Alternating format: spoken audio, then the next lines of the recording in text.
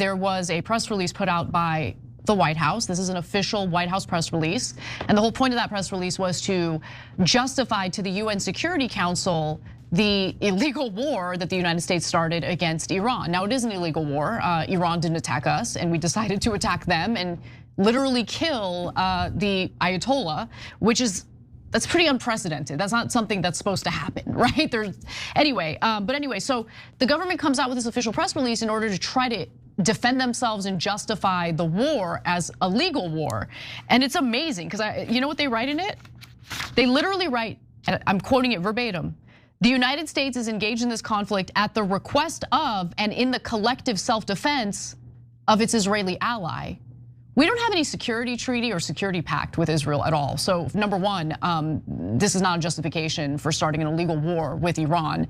Arguing that we did it because Israel requested it though, I'm glad that they put that on paper in an official White House press release. So as much as Israel's vocal defenders in this country want to make it seem as though Trump made this decision on his own and that Israel had nothing to do with it, Israel had everything to do with it. In fact, I guarantee if Israel was not an ally of the United States, we wouldn't go to war with Iran, a country of 92 million people. Not even close. We have there's no reason to go to war with Iran. Netanyahu said as soon as the war started, this is the culmination of my 40-year plan. And his plan was for us to attack 7 countries. And guess what we've done? We've attacked all 7 countries that Israel wanted us to attack. They had nothing to do with us, everything to do with Israel. And so now cable news guys will see that. Us literally saying officially, we did this for Israel, that's our justification.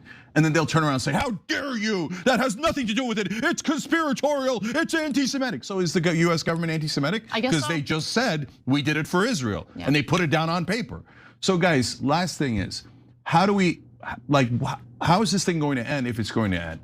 So because then, in order to know that, you have to know why we actually started the war. And it has nothing to do with enrichment. In fact, Israel's been trying to get us out of the nuclear deal the entire time because the nuclear deal that Obama did made sure that they couldn't enrich uranium.